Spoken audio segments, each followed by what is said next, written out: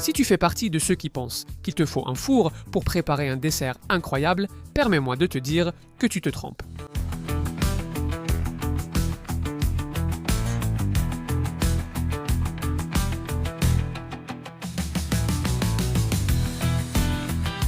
Bienvenue! Aujourd'hui, nous allons préparer une tarte au yaourt et aux fruits qui a l'air de sortir d'une pâtisserie mais qui se fait vraiment à la maison avec 3 fois rien. Et le meilleur, c'est sans four, sans complications. Et attention, il a un goût qui rend accro. Cette recette est née d'un vrai problème. Chaleur, aucune envie de cuisiner et une envie de quelque chose de sucré. Et voici pour que tu puisses mettre la vidéo en pause et noter les ingrédients tranquillement. Et voici la question. Dessert facile ou souffrir en cuisine? Pour moi, c'est très clair. C'est optionnel, mais recommandé, une base de biscuits. Et c'est aussi simple que de broyer quelques biscuits. J'utilise presque un paquet de ces biscuits Maria qu'on connaît depuis toujours. Je les broie avec un robot culinaire ou un mixeur. Mais tu peux aussi les mettre dans un sac et simplement les écraser. En fait, tout ce dont tu as besoin, c'est de la poudre de biscuits. Une fois que tu as ça, tu vas ajouter du beurre, mais tu vas le chauffer un peu au micro-ondes. Une demi-tasse, soit 100 g. Une fois qu'elle est chaude et à peu près liquide, tu l'ajoutes au biscuit. Aussi simple que ça. Et tu vas mélanger jusqu'à ce que tu vois que tout a une couleur et une texture à peu près uniformes. Ne t'inquiète pas, ça se fait en à peine 1 minute. Et ensuite, on passe au moule à utiliser, dans mon cas de 18 cm de diamètre. Comme tu peux le voir, j'ai tapissé le fond et les côtés avec du papier sulfurisé. On lisse un peu et on tasse avec le fond d'un verre. Ça, comme un canapé. S'il est bon, tout s'améliore. Passons à la garniture. D'abord, prenez un grand récipient et mettez-y 200 ml ou une tasse de crème liquide. C'est ici que beaucoup de gens se trompent. Si elle n'est pas bien froide, ça ne marche pas.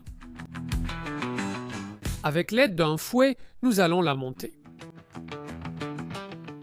C'est bien mieux si ce sont des fouets électriques, parce qu'on aura fini en un rien de temps.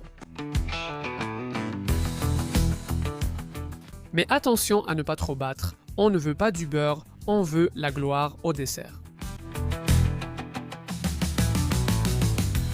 Tu sauras que c'est prêt parce que tu verras apparaître des sortes de marques qui ne retombent plus toutes seules. Tu vois, ce n'est plus liquide, donc c'est parfait.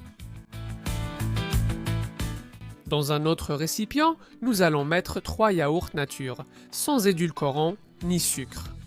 Les yaourts grecs conviennent aussi.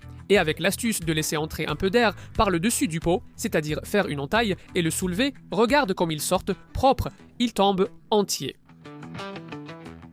Nous allons aussi ajouter du miel. 3 cuillères à soupe suffiront pour lui donner la touche sucrée et cette texture si particulière. Une fois que tu as les 2 ingrédients, tu devines sûrement ce que tu dois faire. Effectivement, on va bien mélanger jusqu'à obtenir une couleur et une texture totalement uniformes.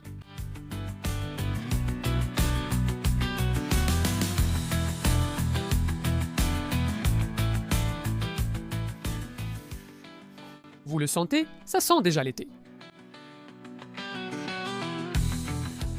Maintenant, prépare un peu de fruits. Moi, je vais utiliser quelques fraises, même si certains d'entre vous les appellent autrement. Mais oui. L'important, c'est de les couper en dés qui ne soient pas trop gros. Une autre chose que je recommande, c'est d'avoir un peu de variété. Donc, en plus des fraises, je vais ajouter quelques myrtilles que j'avais aussi sous la main. Et tu verras, elles vont apporter leur saveur. Et si en plus tu les coupes en 2, elles libèrent leur jus et tout a encore plus de goût. Tu pourrais ajouter plus de fruits.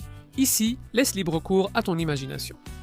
Tu peux en mettre 2, 3, 4, autant que tu veux. Et tu peux jouer avec ce que tu as chez toi. Fraises, myrtilles, mangue, pêche, tout ce que tu veux. D'ailleurs, dis-moi en commentaire quel fruit tu utiliserais. Maintenant, passons au montage. Regarde comme c'est simple.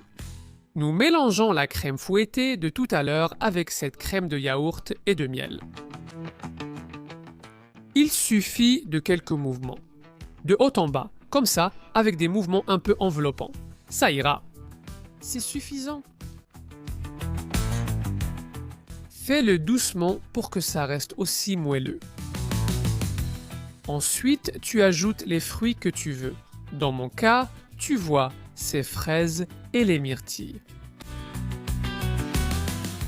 On mélange doucement à nouveau et tu verras comment de jolies petites marbrures fruitées vont apparaître. Là, ça commence à devenir dangereux. Maintenant, c'est à toi de remplir le moule avec la base de biscuit, ou sans si tu ne l'as pas mise. Regarde comme ça coule. C'est un spectacle. Ensuite, lisse un peu pour que ce soit à peu près plat, quelques petits coups sur le moule au cas où il y aurait un grand trou. Et maintenant, il faut refroidir, mais attention au congélateur dans le compartiment à glaçons. Regarde.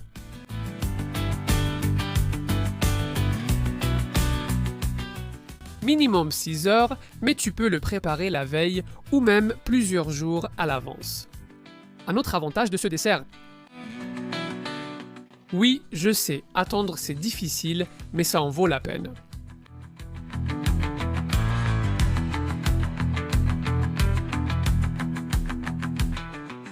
Et maintenant, vient le moment de vérité.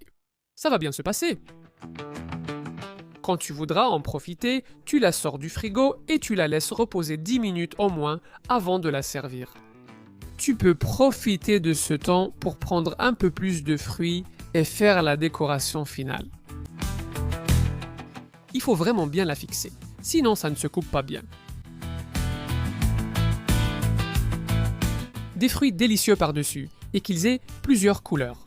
Et voilà, tu présentes ce véritable bijou.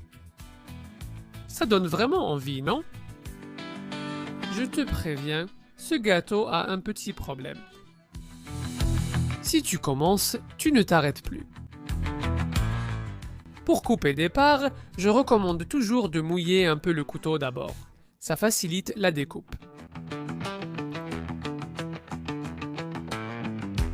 Et quelques petites questions me viennent à l'esprit. Team Fruits ou Team Chocolat? Et il y a aussi la question de savoir si tu la ferais avec une base ou sans base.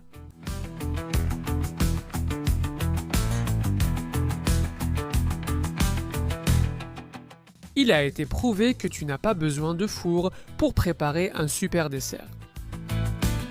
Je suis sûr que plus d'un voudrait avoir cette fourchette. Quel dessert incroyable! Et si ça t'a plu, tu sais quoi faire. Un like, tu t'abonnes et tu continueras à voir ici de délicieuses recettes.